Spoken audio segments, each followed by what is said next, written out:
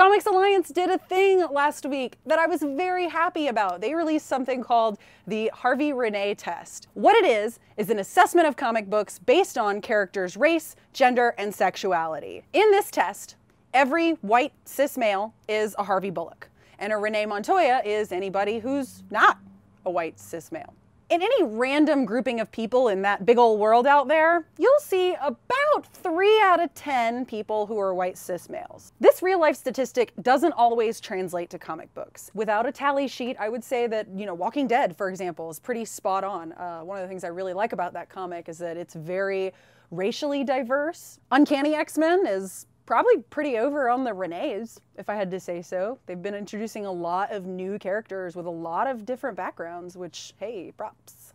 The new X-Men team, way overrepresentative of Renee Montoya, but I love it. The Serenity comic is just maybe a hair over statistically on the Harveys, but I mean, probably by the skin of its teeth.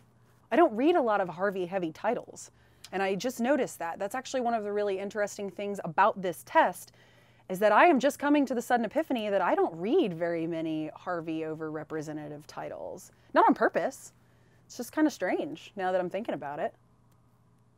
While it does make a lot of points about the underrepresentation of Renees in some instances, it also points out that sometimes Renee Montoya is overrepresented, like in great books like Birds of Prey or Mighty Avengers.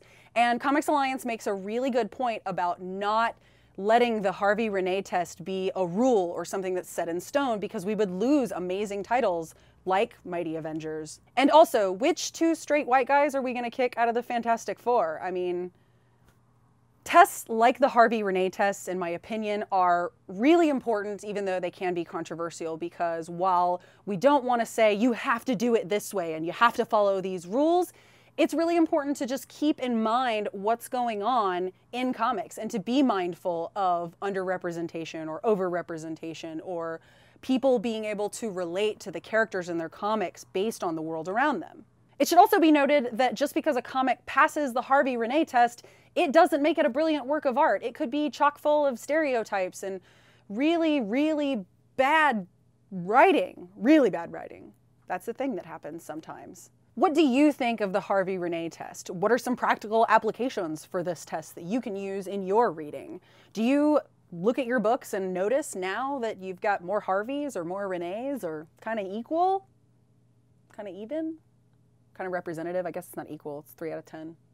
Whatever. Speaking of Comics Alliance, did you guys see the new Kate or Die cartoon?